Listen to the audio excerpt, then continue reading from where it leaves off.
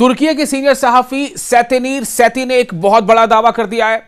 अगर तुर्की के इस सीनियर जर्नलिस्ट के दावे को माने तो आप इस बात का अंदाजा कर सकते हैं कि दरअसल अमेरिका और ईरान में कितनी ज्यादा मतलब ये कह सकते हैं ना कि गर्मा गर्मी चल रही है, बहुत ज्यादा। एक तो अभी 40 दिन के जंग के बाद लगभग जो है वो अभी चल रहा है मामला सीज फायर का, लेकिन इस सीज फायर के दौरान भी क्या कुछ हुआ आपको याद है ना कि अभी इस्लामाबाद में टॉक्स हुई थी, मुज़ाकरात हुए थे। अमेरिका का वफ्द वहां पहुंचा था जिसकी क़यादत जेडी वांस कर रहे थे। ईरान का वफ्द वहां पहुंचा था जिसकी क़यादत कालिबाफ कर रहे थे। तो दरअसल इसी दौरान जब बातचीत हो रही थी अमेरिकी और ईरानी डेलीगेशन के बीच, तो उसमें क्या ऐसा हो गया कि जिसने बिल्कुल यकसर इस बातचीत के इम्कान को ही खारिज कर दिया और जल्द से जल्द ये बातचीत बिल्कुल ये अनाउंस हो गया कि बातचीत कामयाब नहीं रही है। और जेडी वांस ने भी कह दिया कि ये मुश्किल है।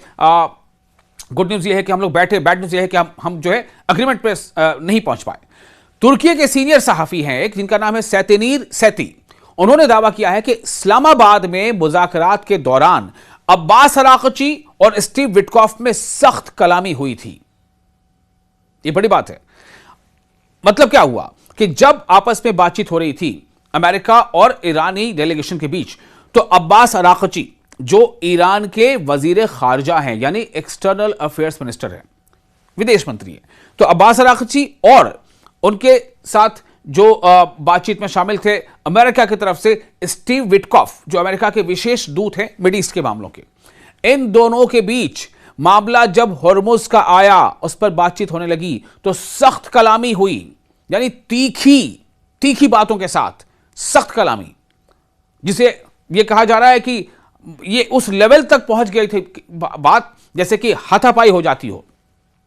तो इस मामले में तफसीली रिपोर्ट अभी मजीद कई तरह से, क्योंकि वो तो एक बहुत हाई और मतलब क्लोज डोर मीटिंग होती है, लेकिन जो बातें धीरे धीरे सामने आ रही हैं इस खबर के हवाले से दस्तयाब जो मालूमात है वो ये हैं कि सेतिनीर सेती जो तुर्की के एक सीनियर जर्नलिस्ट हैं, उन्होंने ये दावा किया है कि इस मुज़ाकरात के दौरान अब्बास अराक़ची ईरानी लीडर और स्टीव विटकॉफ अमेरिकी लीडर, इन दोनों के बीच सख्त कलामी हुई है और तीखी नोकझोंक हुई है।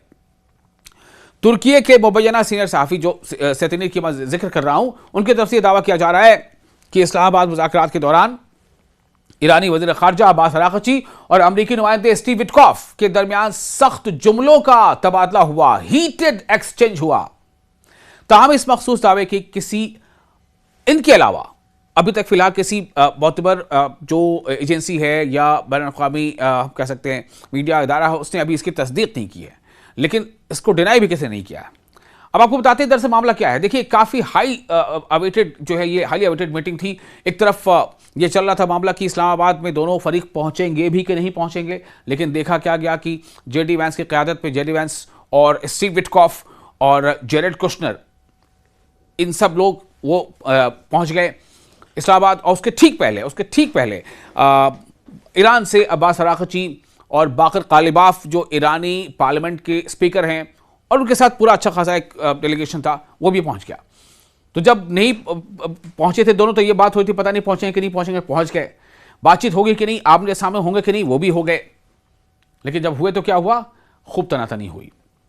जो रिपोर्ट सामने आ रही है उसके मुताबिक यहां तक की बात यह सामने आई है कि इस बात पर यानी स्ट्रेट ऑफ हॉर्मुज़ को लेकर के ही यह तनातनी बढ़ती गई।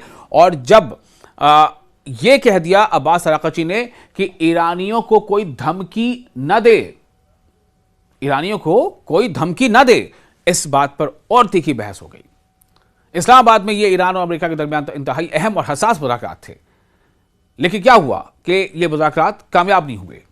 यानी वहां पर यह हो गया क्लियर कि अमेरिका की तरफ से जेडी वांस ने कह दिया कि जो अमेरिकन जो एजेंडा है या जो पॉइंट है उसे मानने के लिए ईरान तैयार नहीं है, और ईरान के पास अपने एजेंडे थे।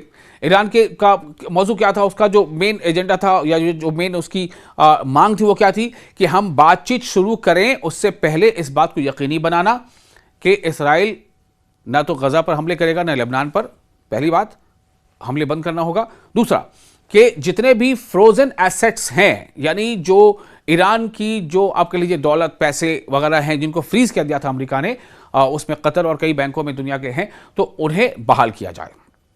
ताकि ईरान उसे अपने मसरफ के लिए इस्तेमाल कर सके। तो ये दोनों चीजें हो जाएंगी तो हम बातचीत की शुरुआत करेंगे। बहरहाल बातचीत की शुरुआत हुई थी, लेकिन फिर क्या हुआ, बातचीत नाकाम हो गई। यानी अब फिर इस वक्त बैक चैनल से कुछ और क्या कुछ हो रहा है अभी कहा नहीं जा सकता, बहुत सारी चीजें होती है, लेकिन जो दुनिया को दिख रहा था कि दोनों डेलीगेशन पहुंचे थे, इस्लामाबाद पहुंचे थे, वहां पर पाकिस्तान सरकार ने काफी तैयारियां की थी, दोनों की वहां पर छुट्टी कर दी गई थी ताकि, और पूरे रेड जोन जो है उसे घोषित किया गया था ताकि किसी को दिक्कत ना हो, कोई सुरक्षा को लेकर कोई ऐसी बात ना हो जाए। लेकिन बहरहाल ये सब चीजें हो गई, मुज़ाकरात कामयाब नहीं हुई। और अब ये खबर जो सामने आई है कि काफी हीटेड आर्गुमेंट हुए थे अब्बास अरागची और स्टीव विटकॉफ के दरमियान।